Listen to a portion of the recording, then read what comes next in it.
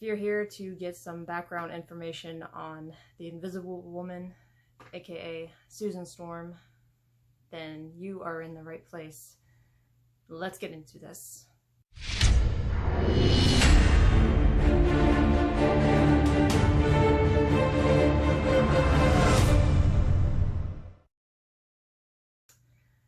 How's it going, everybody? It's Fantastic Girl here, and if it's your first time here, welcome to my channel. I am super excited to talk about one of my absolute favorite characters of all time in comics, and that is Susan Richards, also known as the Invisible Woman. And I wanted to create an entire video dedicated just to her because I wanted to talk about how great of a character she is and how much she means to me personally.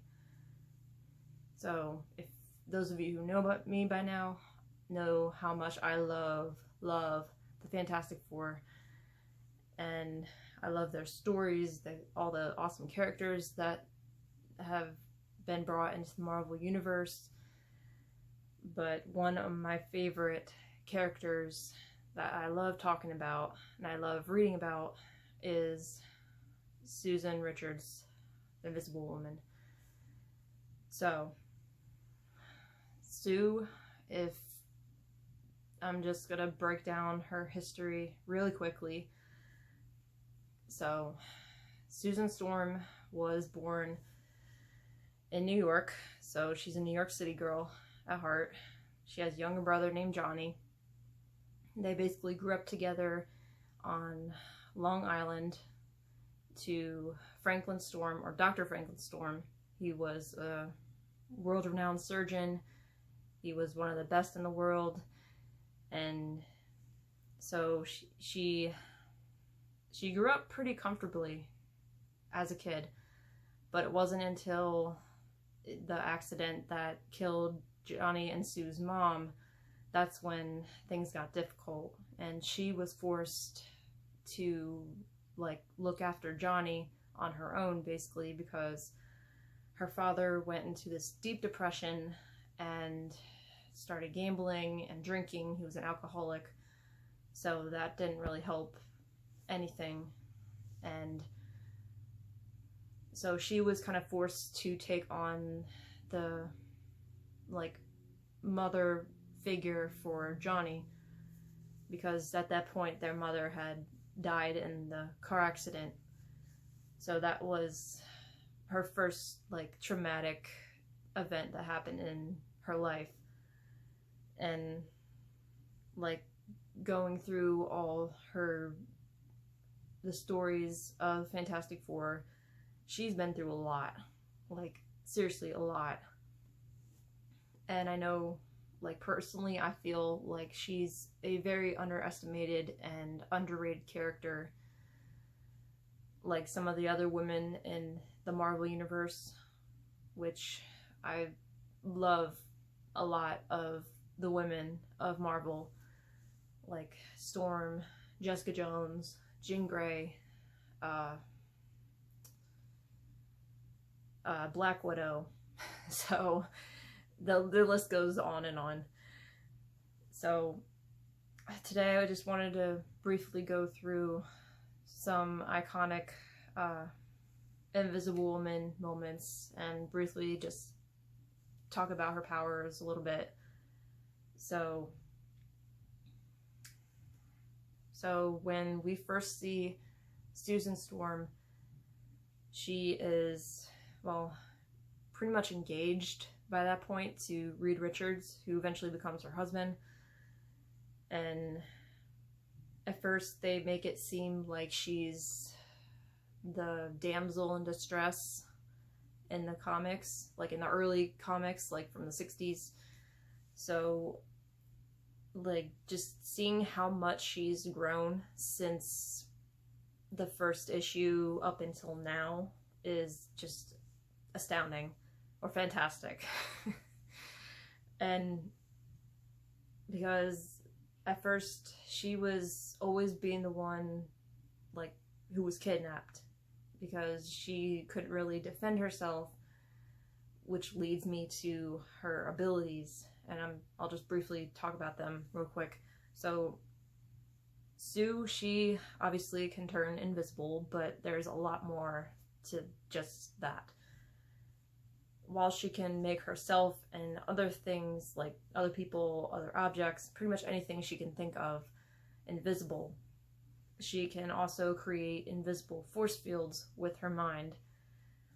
And that, like, at first she was only able to turn invisible, but then she figured out that she could make force fields, which pretty much, like, gave her a major power upgrade, which really helped in a lot of the early Fantastic Four issues, because,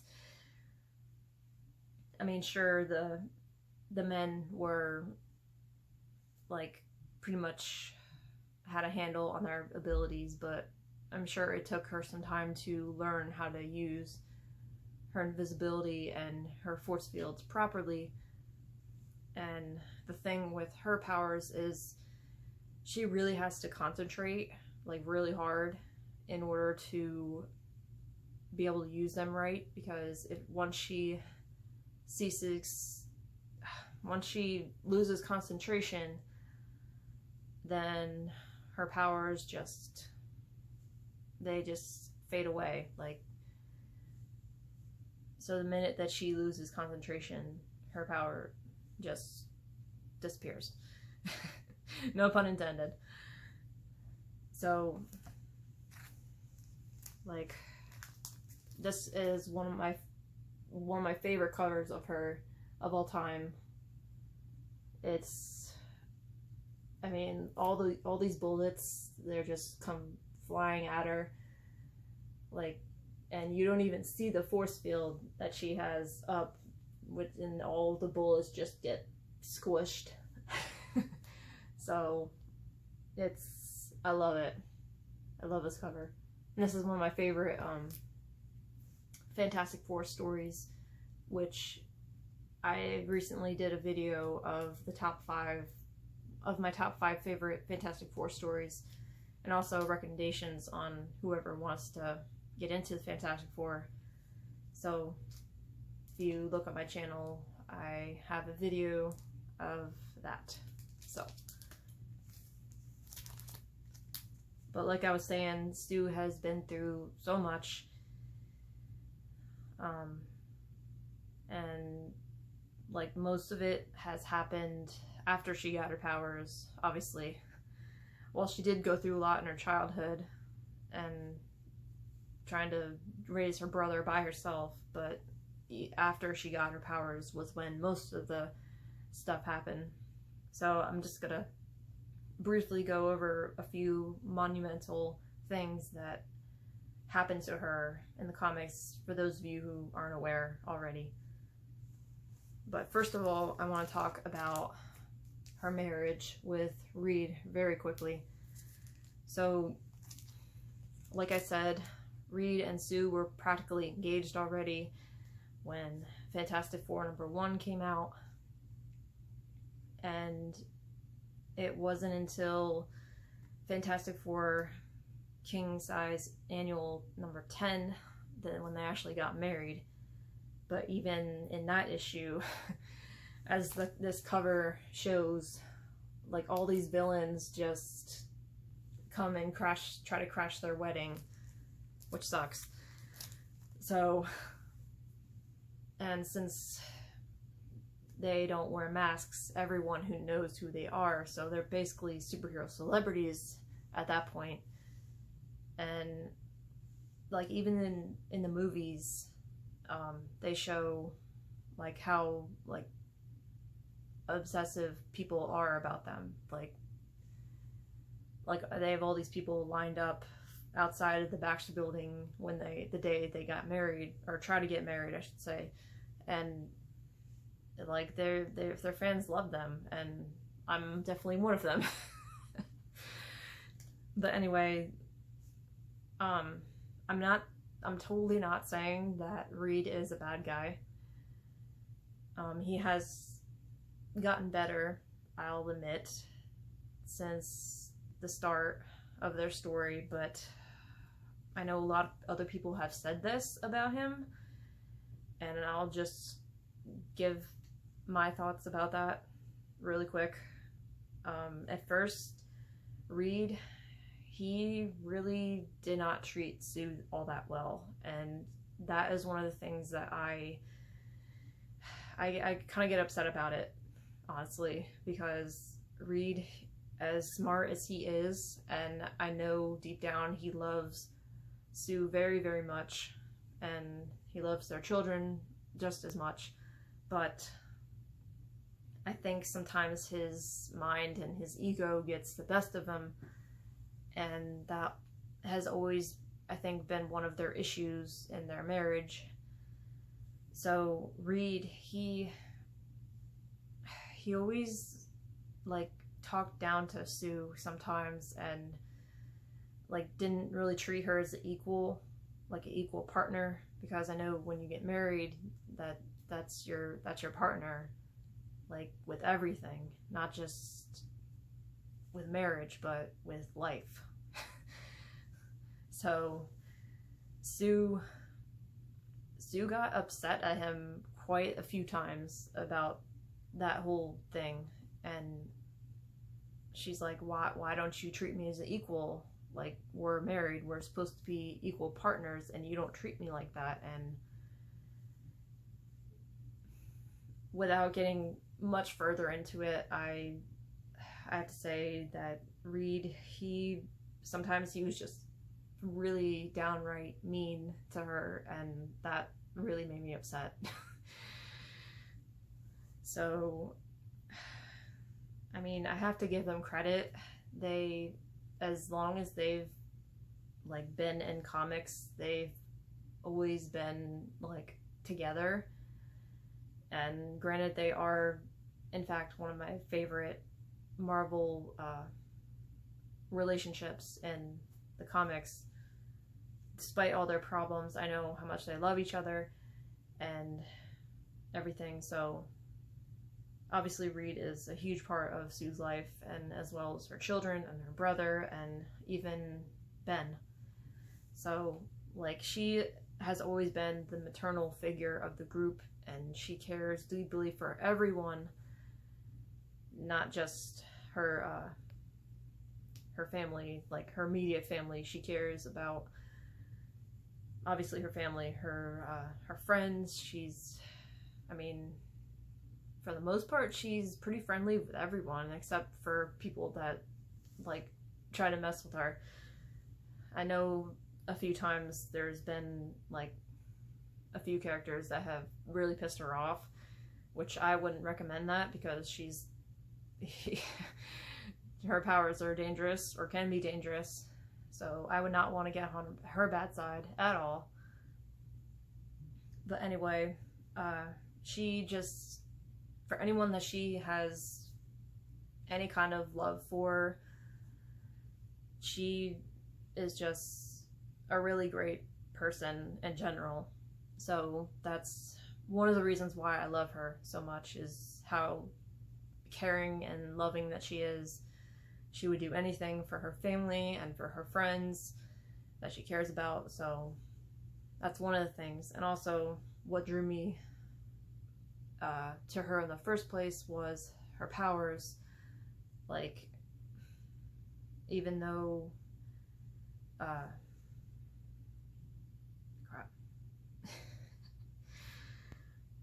so even though she's the only woman in an all-male group, which I kind of feel for her, because she has to work twice as hard to get any kind of attention or recognition that she deserves.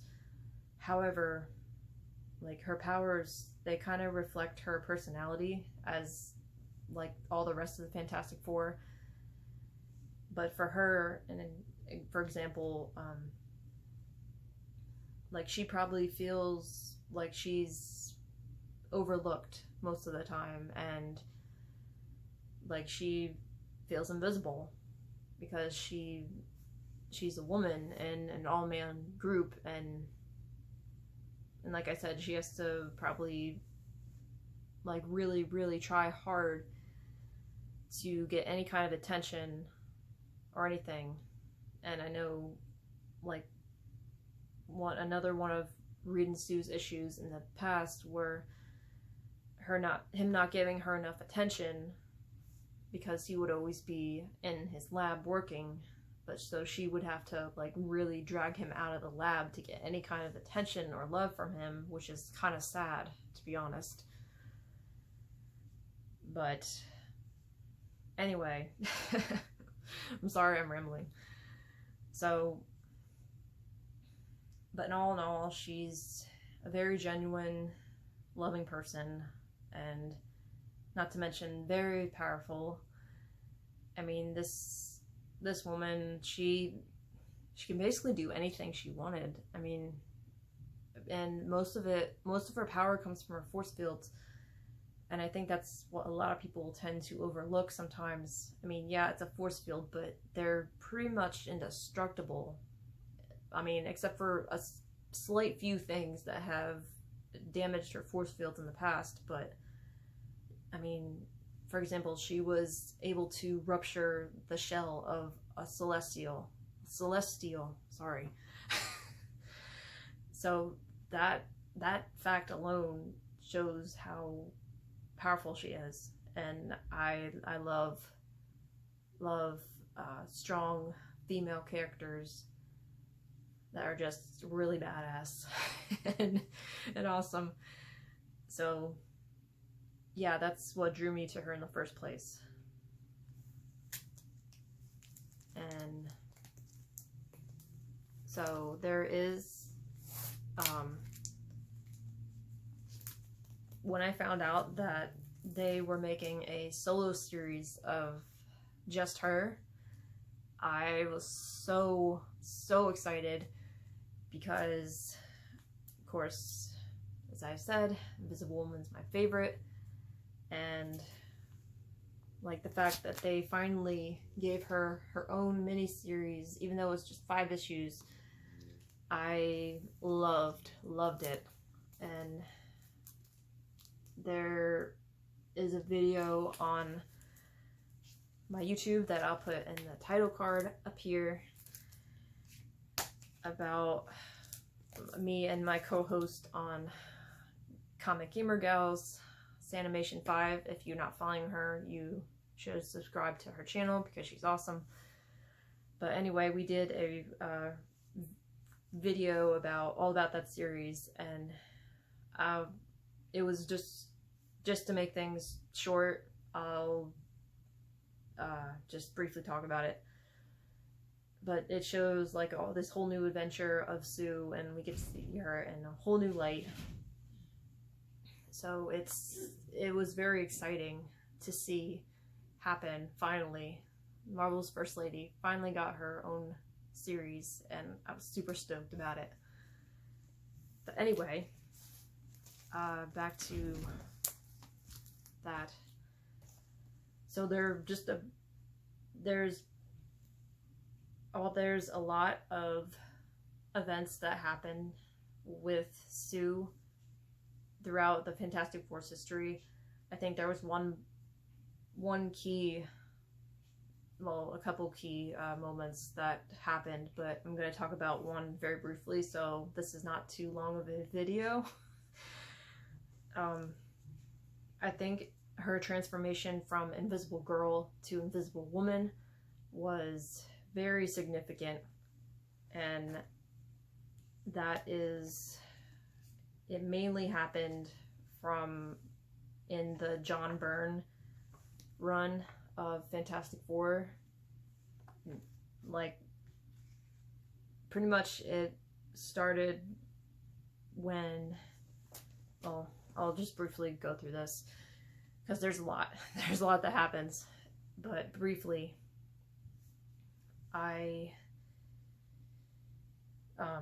she found out that she got pregnant again with her second child, or their second child, and she had a miscarriage, unfortunately. That was sad.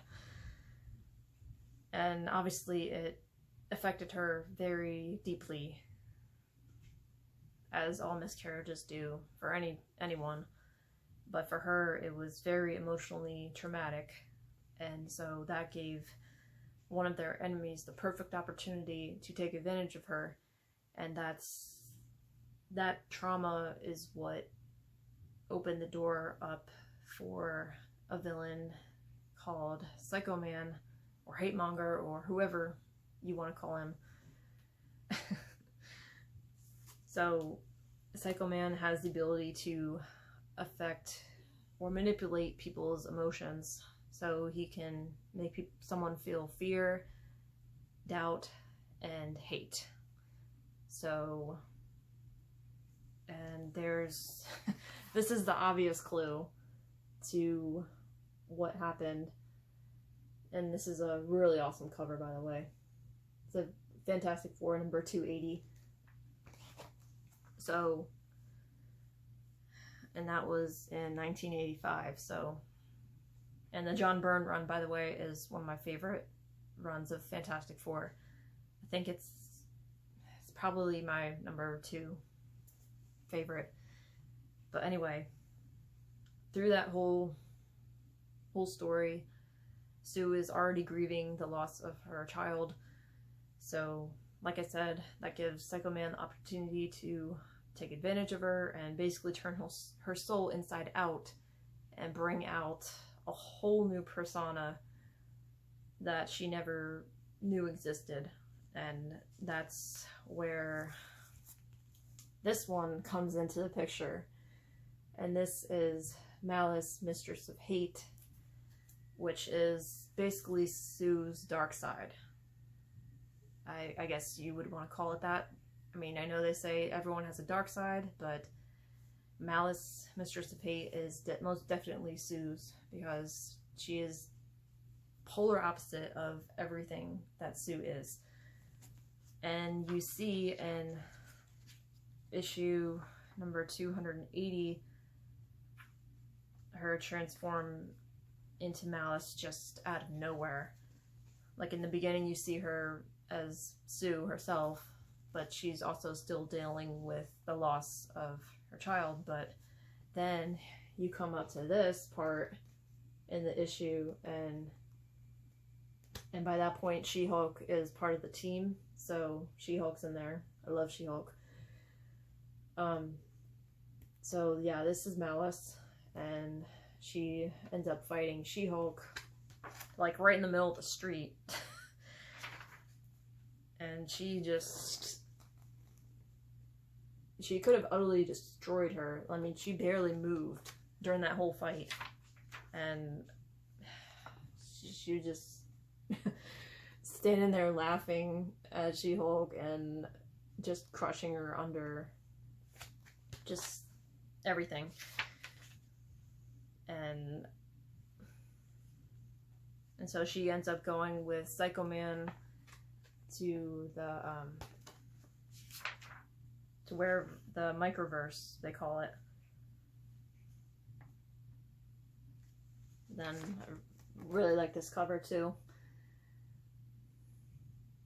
It's 281, and by that point the whole city's on fire, all because of her, which is totally messed up, and everyone's just going crazy because of Psycho Man's influence on everyone. So everyone's just going insane. Or psycho, I should say. And another one of my favorite heroes, Daredevil, he shows up and helps Reed and Johnny figure out what's going on with Sue, because she just is MIA at this point. No one knows what happened to her. And so Daredevil helps Johnny and Reed find out what's going on, and then they come to confrontation, and yeah, it gets ugly. And of course this isn't Sue, this is opposite of Sue, and she's just very, very brutal and just no mercy at all. She just straight up attacks all of them, and she really could have killed all three of them, like Daredevil, Johnny, and Reed. So, and as like even Dr. Doom has said himself multiple times that Sue is the most powerful member of the Fantastic Four out of like all of them. Like she could be all three of them just by herself. That's how powerful she can be, or that she is. So this moment was very, very intense. I mean, look, she just sent her own brother flying like through the air, and I can't really forget this moment here where Reed actually slaps her in the face and tells her to shut up. I'm like, oh gosh. And also she's saying like all these negative things. Like, I think when she transformed into Malice, that all the negative thoughts that were inside her just came out all at once. And so she was always saying that, like she said, she always felt patronized and looked down upon. So, but then Reed, he figured out how to break Psycho Man's control off of her, and so he just started saying all these hateful things to her and just really, really pissed her off, like truly made her angry at him. And I think that's what broke Psycho Man's control over her. So she snapped out of it and came back to normal. And like the last picture, she's just basically out for revenge now because of what Psycho Man did to her, which I can't really say I blame her, because that was just horrible. And then a few issues later, or actually probably one issue later, she, like, you can see a difference in her. Like, she just goes off on Reed because, like, she's just really angry at the moment, and she's still grieving, in fact. And also she's mad at Psycho Man for doing that to her. So she just basically out for blood now. And Reed's like, we need to think about this before we do anything because of how powerful he can be. And she's like, I don't really care. I just want to get revenge. Or vengeance, she said. She just wants vengeance. And that... So the team goes into the microverse and confronts Psycho Man himself. But he ends up capturing them all. So... And the next issue, 283, she's basically psychologically tormented, as the title says, torment.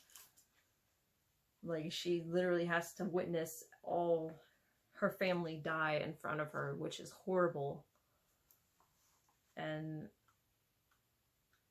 like, that's just really traumatic for her in general. But then, at the end of this issue, or actually the next issue, it's not until the next issue that she finally finds him, and she ends up using Psycho Man's own weapon on himself, even though it doesn't really show it on the page, but she ends up taking Psycho Man's weapon from him, and see, that's his Psycho Ray right there. And so she uses it on him and basically gets her revenge that way. And then she, from that, like the last panel, this is a pretty big moment for her. She says that I'm not really the same person anymore. I've been through a lot, and she's like, after what happened with me because of Psycho Man, I don't want that to happen to anyone else. And so she's like, there is no invisible girl anymore. There is invisible woman. And that moment right there is very significant for her character development throughout the whole history of Fantastic Four. And it's one of my favorite moments and one of my favorite runs of the Fantastic Four. So yeah, that was pretty significant. And I mean, there are so many other stories that I could talk about with her, but that was a pretty big one, like throughout her whole history. And so if you guys watch the Comic Gamer Gals video with Sanimation that I did, I'll get more into the solo series and probably more into her character herself. So you guys should go check that out. But all in all, thank you guys so much for watching this.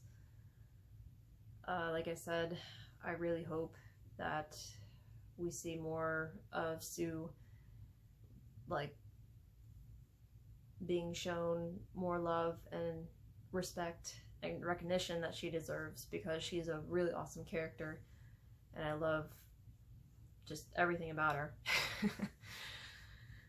So I want to thank you guys for being here, and I will see you next time.